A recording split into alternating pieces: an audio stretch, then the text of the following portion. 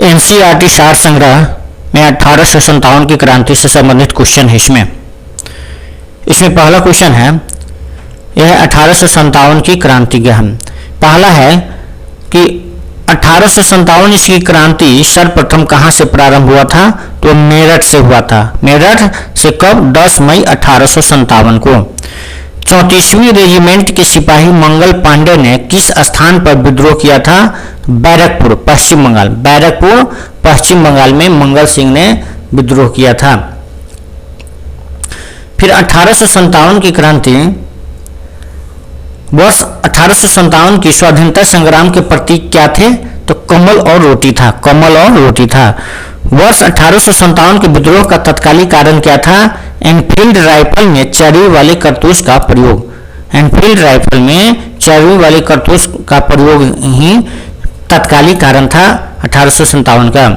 फिर है, अंग्रेजों की शोषणकारी आर्थिक, राजनीतिक, धार्मिक एवं प्रशासनिक नीतियों के प्रभावों ने 1857 के विद्रोह को जन्म दिया।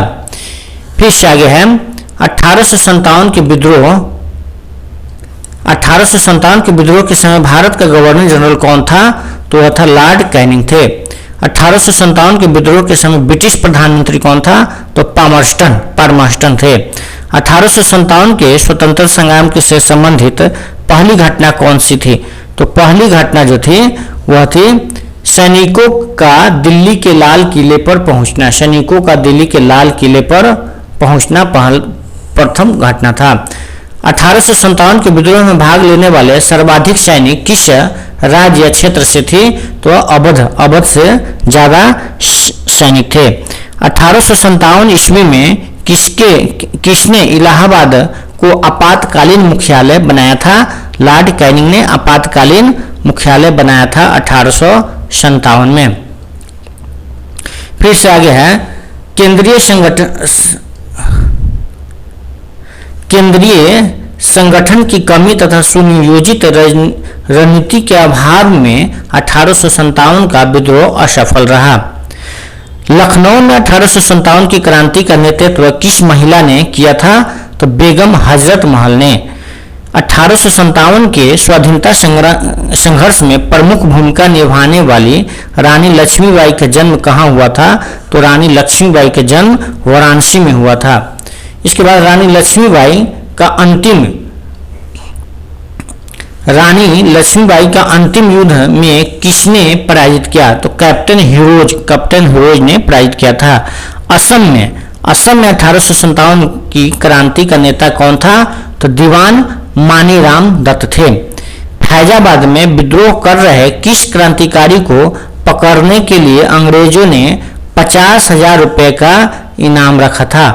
तो वो था मौलवी अहमदुल्ला को पकड़ने के लिए अंग्रेजों ने 50,000 का इनाम रखा था। इसके बाद कानपुर से विद्रोह का नेतृत्व कर रहे नाना साहब ने किसे अपना सेनापति नियुक्त किया? तो तात्या टोपे को, जिसका नाम था रामचंद्र पांडुरंग को नाना साहब ने अपना सेनापति नियुक्त किया था। 1857 के विद्रोह के दौरान मुगल बादशाह बहादुर शाह जफर ने किसे अपना सेनापति नियुक्त किया? तो बख्त खां को अपना सेनापति नियुक्त किया था।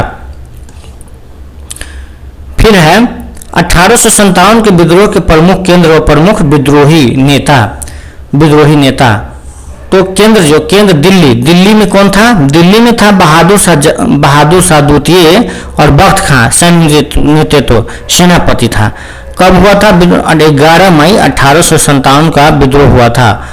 और वहां दमनकर्ता कौन था? तो दमनकर्ता निकलसन तथा हडसन था। फिर है, लखनऊ में बेगम हजरत महल तथा बिरजिश कादिर भी थे वहां लखनऊ में।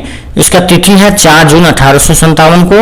और वहां पर दमनकर्ता थे कॉलिन कैंपबेल वहां के दमनकर्ता थे। इसके बाद है, झांसी और ग्वालियर में कौन थे? रानी लक्ष्मीबाई थी और तात्या टोपे। कब? 4 जून 1857 का तिथि है। और जनरल हीरोज ने दमनकर्ता वहां कौन था? जनरल हीरोज था। फिर है, कानपुर में नाना साहब तथा तात्या टोपे सैन्य नेतृत्व किया था, यानी सेनापति था। यह डेट है कब हुआ था, तो 5 जून 1857 को। और वहाँ भी था कॉलिन कैंपबेल वहाँ भी दमनकर्ता के रूप में था। फिर है इलाहाबाद में विद्रोही नेता थे लियाकत अली। कब विद्रोह हुआ था, विद्रोह की तिथि है 6 जून 1857 को। और वहाँ कर्नल नील ने दमनकर्ता कौन था, कर्नल नील था।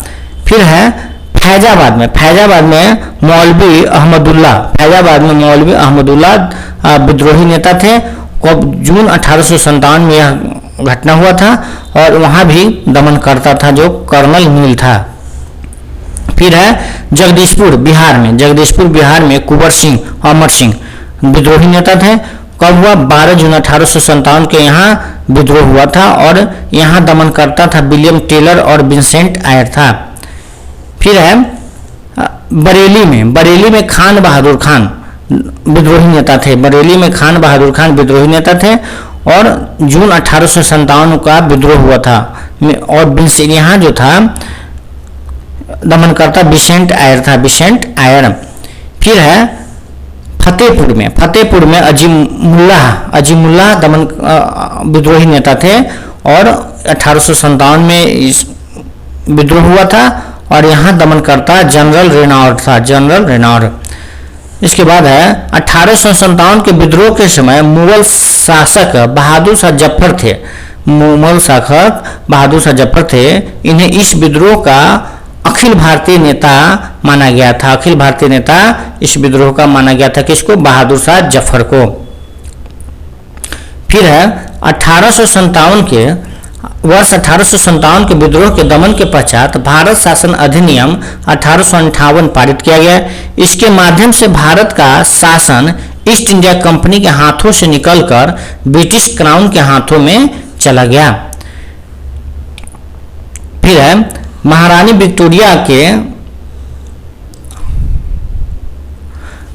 विक्टोरिया ने भारतीय प्रशासन को ब्रिटिश ताज के नियंत्रण में लेने की घोषणा कब की, 1 नवंबर 1858 को। वर्ष 1857 के विद्रोह के दमन के पश्चात भारतीय सेना का पुनर्गठन के लिए किस आयोग का गठन किया गया, पील आयोग का गठन किया गया था। वर्ष 1857 के विद्रोह के दमन के पश्चात भारतीय सेना का पुनर्गठन के लिए किस आयोग का गठन किया गया था, वह था पील आयोग का गठन किया गया था। फिर इसके बाद है वर्ष 1858 के भारत शासन अधिनियम के द्वारा किसे भारत का प्रथम वायसराय बनाया गया, तो लॉर्ड कैनिंग का प्रथम वायसराय बनाया गया। 1857 के विद्रोह में कौन सा शायर अंग्रेजों का आलोचक था, तो मिर्जा गालिब जो था अंग्रेजों का आलोचक था।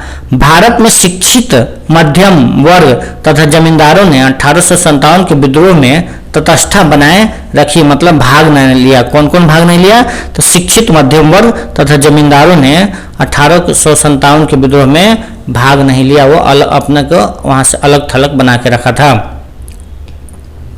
1857 के विद्रोह के कारणों पर भारतीय भाषा में लिखने वाला प्रथम भारतीय कौन था, तो सर सैयद अहमद खान थे। वर्ष 1857 के विद्रोह में बिहार का नेतृत्व जगदीशपुर के जमींदार वीर कुंवर सिंह द्वारा किया गया था। वीर कुंवर सिंह द्वारा बिहार में 1857 का नेतृत्व किया गया था। फिर है 1857 के स्वतंत्रता संग्राम में किस राजवंश ने अंग्रेजों की सर्वाधिक सहायता की थी, तो ग्वालियर के सिंधिया अंग्रेजों का सहायता किया था। फिर 1857 पर आधारित प्रमुख पुस्तकें कौन कौन पुस्तक है, तो पुस्तक का नाम है, लेखक इधर है, पुस्तक द ग्रेट रिवेलियन के लेखक कौन है, अशोक मेहता ने लिखा था द ग्रेट रिवेलियन। इसके बाद है फर्स्ट वार ऑफ इंडिपेंडेंस, इसका बीडी सावरकर यानी विनायक दामोदर सावरकर लिखा था फर्स्ट वार ऑफ इंडिपेंडेंस। 1857 यह एसएन सेन ने लिखा था। सिपाही म्यूनिटी एंड द रिवोल्ट ऑफ 1857 को आरसी मजूमदार ने लिखा था। हिस्ट्री ऑफ इंडियन म्यूटिनी या टी.आर. होम्स ने लिखा था। टी.आर. होम्स ने लिखा था हिस्ट्री ऑफ इंडियन म्यूटिनी। फिर है रिवेलियन 1857, यह इसको लिखा था रिवेलियन 1857 पीसी जोशी ने लिखा था। Causes of the Indian revolt sir Syed Ahmad Khan द्वारा लिखा गया। Causes of the Indian revolt किताब किसने लिखा? तो सर सैयद अहमद खान ने लिखा। किसने 1857 के विद्रोह को स्वतंत्रता की पहली लड़ाई कहा था? तो वी.डी. सावरकर ने। वी.डी. सावरकर ने 1857 के विद्रोह को स्वतंत्रता की पहली लड़ाई कहा था। 1857 के विद्रोह को एक षड्यंत्र की संज्ञा किसने दिया? 1857 के विद्रोह का एक षड्यंत्र की संज्ञा किसने दी? तो सर जेम्स आउट्रम एवं डब्ल्यू टेलर ने दिया था। तथा कथित प्रथम राष्ट्रीय स्वतंत्रता संग्राम न प्रथम न राष्ट्रीय और न ही स्वतंत्रता संग्राम था, यह कथन किसका है? यह आरसी मजूमदार का है। भारतीय स्वतंत्रता आंदोलन के सरकारी इतिहासकार कौन था? एस.एन. सेन था। एस.एन. सेन था सरकारी इतिहासकार। फिर है 1857 के विद्रोह पर आधारित प्रमुख मत था इतिहासकार, और इतिहासकार है और उसका मत है कि कौन इतिहासकार क्या मतलब किसका कौन सा मत है। जैसे इतिहासकार है और मत है। Doctor SN. सेन, उनका मत था जो कुछ धर्म के लिए लड़ाई के रूप में प्रारंभ हुआ वह स्वतंत्रता संग्राम के रूप में समाप्त हुआ।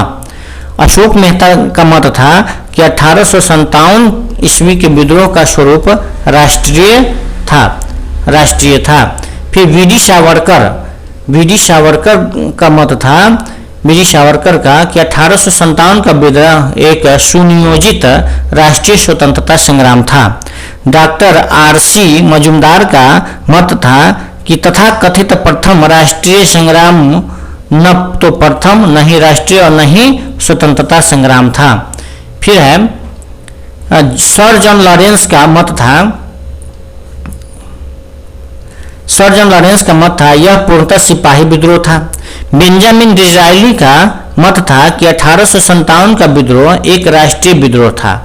पी रॉबर्टसन का मत था कि 1857 का विद्रोह केवल एक सैनिक विद्रोह था जिसका तात्कालिक कारण चर्बी युक्त कारतूस था। फिर है टी.आर. होम्स का मत था कि यह सभ्यता एवं बर्बरता का संघर्ष था। डब्ल्यू टेलर और जेम्स आउट्रम का मत था कि यह अंग्रेजों के विरुद्ध हिंदू मुसलमानों का षड्यंत्र था। रीज का मत था यह ईसाई धर्म के विरुद्ध एक धर्म युद्ध था। तो और फिर है और यहाँ है रानी लक्ष्मीबाई के मृत्यु पर ह्यूरोज ने कहा था कि भारतीय विद्रोहियों में वह अकेली पुरुष थे। ह्यूरोज ने रानी लक्ष्मीबाई के बारे में कहा था। तो एनसीईआरटी सार संग्रह मॉडर्न हिस्ट्री का यह फास्ट रिवीजन वीडियो था। फिर इसे आगे अगले वीडियो में देखेंगे। तब तक के लिए धन्यवाद।